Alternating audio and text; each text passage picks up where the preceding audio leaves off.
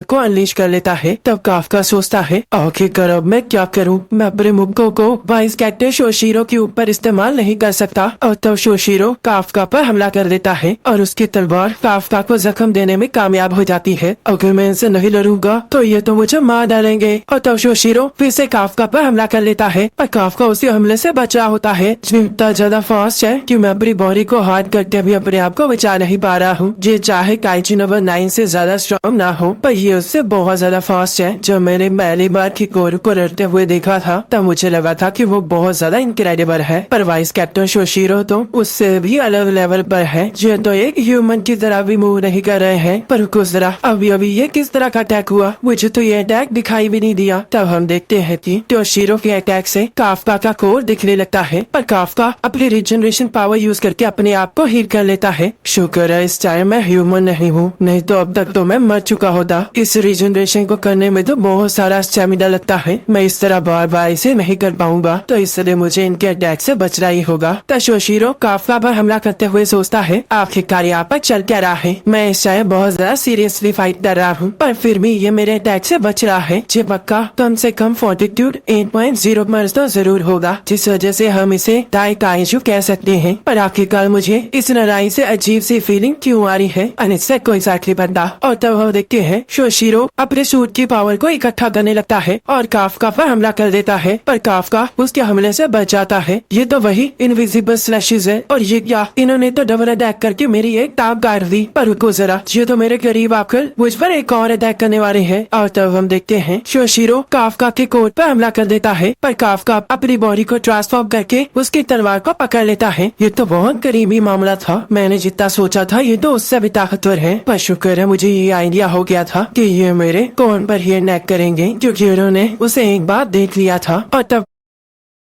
कर गिरता है और काफका वहाँ से गायब हो जाता है। तब शोशिरो काफका के वहाँ से भाग जाने के बारे में सबको इन्फॉर्म कर देता है। तब यहाँ किकोरू सोच रही होती है कि काफका ही काइजू नंबर 8 है, और उस दिन के हमले के बाद मुझे पता चला है कि वो इतना ताकतवर है, तो क्या उस पर विश्वास करना सही रहेगा। तब काफका वापस आ जाता है, जिसे देखकर किकोरू खुश हो जाती है। तब काफका कहता है माफ करना, लगता है मैंने तुम्हें काफी परेशान कर दिया, तुम मेरे बारे में चिंता कर रही होगी ना। आखिरकार मैं तुम्हारे बारे में चिंता करने लगी, मेरे पास तो और भी बहुत सारे काम है। तभी काफका नीचे गिरने लगता है, पर किकोरू उसे संभाल लेती है। माफ करना, मैंने उस काइजू को भागने दिया जिससे तुम्हें चोट पहुंचाई थी। उसकी फिक्र मत करो, मैं उसे खुद अपने हाथों से मारूंगी। रुको, अब आखिरकार तुम कहाँ जा रहे हो। इचिकावा और फुरुहाशी बहुत ज्यादा इंजर्ड थे, तो मुझे उन्हें देखने जाना ही होगा। तब किकोरू उसे पकड़ लेती है। वैसे अगर तुम आप पर चले भी गए तो फिर क्या लोगे, पर तुम चिंता मत करो, डिफेंस फोर्स के पास काइजू रीजनरेशन की टेक्निक है, तो इसलिए वो उन्हें कुछ नहीं होने देंगे। यहाँ पर तुम्हें खुद के बारे में चिंता करनी चाहिए। तुम्हें सिर्फ बाकी ऑफिसर्स ने ही नहीं देखा है, बल्कि तुम्हें तो वाइस कैप्टन शोशिरो ने देख लिया था। तुम्हें पता है ना वो कितने खतरनाक है, और वो किसी न किसी दिन तुम तक पहुँचने का रास्ता जरूर ढूंढ लेंगे। तो हम याद रखते हैं शोशिरो बहुत ज्यादा शांत बैठा होता है। तब मीना कहती है तुम्हें इस तरह उदास देखना तो बहुत ज्यादा रेयर बात है, मुझे तो इस चीज की फोटो खींच लेनी चाहिए ताकि मैं इसे याद रख सकूं। तब बताओ, क्या काइजू नंबर 1 बहुत ज्यादा स्ट्रॉन्ग था? मेरे हिसाब से वो एक दाई काइजू है, तो इसका मतलब पिछले 5 सालों में वो पहला ऐसा काइजू है। काइजू नंबर 1 ने पिछले कुछ महीनों में किसी को कोई नुकसान नहीं पहुंचाया है। ऐसा लगता है वो बिना किसी वजह के किसी पर अटैक नहीं करता है। मुझे यही सेम फीलिंग उससे लड़ते हुए आ रही थी, पर आखिरकार काइजू नंबर 8 ने मुझ पर हमला क्यों नहीं किया। वो उस टाइम जिस तरह मूव कर रहा था, उस टाइम ऐसा लग रहा था जैसे कि वो एक काइजू नहीं बल्कि एक ह्यूमन हो। तुम जाकर थोड़ा आराम करो और मैं इस चीज को संभालती हूँ। वो चाहे जिस मर्जी टाइप का काइजू हो, पर हमारी जॉब उसे न्यूट्रलाइज करना है। तो शोशिरो इस बात पे भी मान जाता है। तब रियू उन दोनों को कांटेक्ट करता है और कहता है मुझे अभी अभी एक चीज पता चली है, जिस काइजू ने फुरुहाशी और इचिकावा पर हमला किया था वो वही ह्यूमनॉइड काइजू था जिसने एग्जाम साइट पर हमला किया था। और जब उन दोनों को वो मिला था तब वो एक ह्यूमन फॉर्म में था, जिसे सुनकर वाइस कैप्टन और कैप्टन दोनों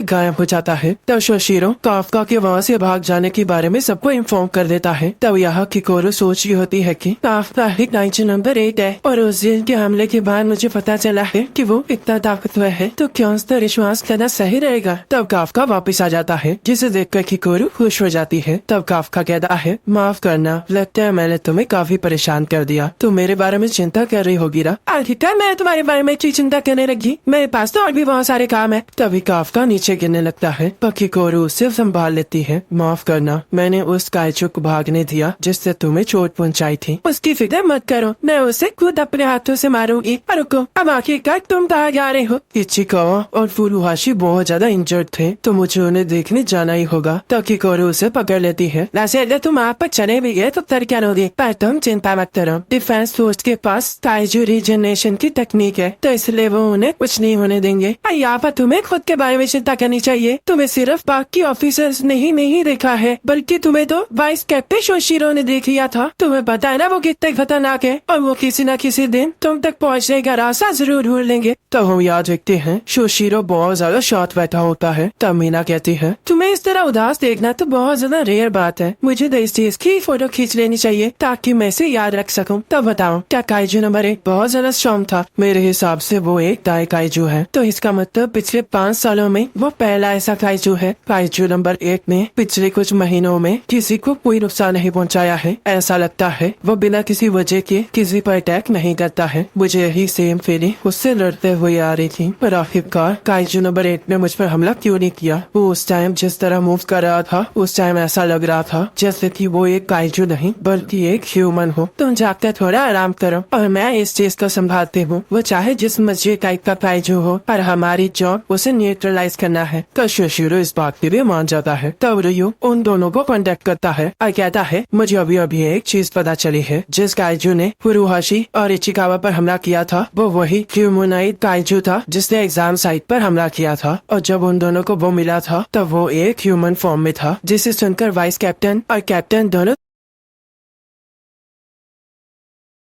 वेपन फैक्ट्री है, इसकी फैमिली तो मेरी फैमिली से भी ज्यादा रिच है। तो इजुमो कहता है, तुमने इसी वजह से मुझे एक जगह ढूंढने के लिए कहा था ना? तुमने सही कहा, किसी ने कहा था कि ये एक अच्छी जगह ढूंढना चाहता है जहाँ पर सबको अच्छा खाना मिले, और इजुमो इसके लिए सही चॉइस है। तब काफका भी इसके लिए हामी भरता है। तब शोशिरो कहता है, सबने अपने पहले मिशन में बहुत अच्छा काम किया है, और ऐसे दिन बार बार नहीं मिलते हैं जब सभी लोग इस तरह इकट्ठे बैठे हो। तो चलो फिर अब सभी लोग मजे करते हैं। और तब हम देखते हैं सभी लोग खाना एंजॉय करने लगते हैं। इचिकावा कहता है, मैंने किसी को भी इतने ज्यादा खुश होते हुए कभी नहीं देखा। सबको इस तरह इकट्ठे लाने के लिए शुक्रिया। तो शोशिरो कहता है, इतनी भी जल्दी मत बोलो इचिकावा, अभी तो शो स्टार्ट होने वाला है। तो चिकोरू कहती है, आखिरकार तो ये क्या कह रहे हो? तुम ही तो अपनी टीम को हेल्प करने की जगह शो ऑफ कर रहे थे, अब तुमने सब पर पसर बुला लिया। तो फुरुहाशी कहता है, आखिरकार मुझे ये क्या भी कौन रहा है जो खुद शो ऑफ करती रहती है? अब मत करो बेटा, मैं हूँ ही इतनी अच्छी। तब आयोई कहता है, तो हमेशा सब चीजों को अपने तरीके से करते हो और बेसिक्स को छोड़ देते हो। तब इजुमो कहता है, अब तुम हमेशा चीजें दूर के हिसाब से करते हो, जिस वजह से हम साथ काम नहीं कर पाते हैं। तुम्हारी वजह से मुझे खुद को भी स्लो करना पड़ता है। तब काफका कहता है, इजुमो क्या तुम्हें पूरा यकीन है कि ये सूट्स डिफेक्टिव नहीं होते? तो इन सूट्स की वजह से उनमें से किसी को नहीं हरा सकता। तब आयोई कहता है, इसके लिए तुम्हें उसके अंदर से और पावर को निकालना होगा। तो इचिकावा देखता है बाकी सभी लोग भी ऐसे ही लड़ रहे होते हैं, जिससे कि वो पैरेलल हो रहा होता है। तो इचिकावा सोचता है, रुको जरा, ये लोग इस टाइम मिशन के बारे में बात कर रहे हैं। इनके पहले मिशन के बाद इन्हें समझ आ गया है कि ये लोग क्या नहीं कर सकते, जहाँ पर सिर्फ मैं ही नहीं हूँ जो कि ताकतवर बनना चाहता है। ये सभी लोग भी उसके लिए बहुत मेहनत कर रहे हैं। तो यह काफका आर्म रेसलिंग के लिए आयोरी को चैलेंज करता है, और हम देखते हैं बाकी सभी लोग भी आपस में लड़ने लग जाते हैं। और यहाँ वाइस कैप्टन शोशिरो ये सब कुछ देख कर हंस रहे होते हैं। तब यहाँ होटल का ओनर कहता है, जम मास्टर, हम बहुत ज्यादा खुश हुए जब आपने हमें फोन किया। मुझे तो कभी नहीं लगा था कि मैं आपको कभी देख पाऊंगा। ऐसा मत कहिए तोजिमा सर, मैं तो बस ये चाहता था कि सभी लोगों को अच्छा खाना मिले। तो फिर आपके फादर कैसे हैं? मैंने तब से उनसे बात नहीं की है और मुझे माफ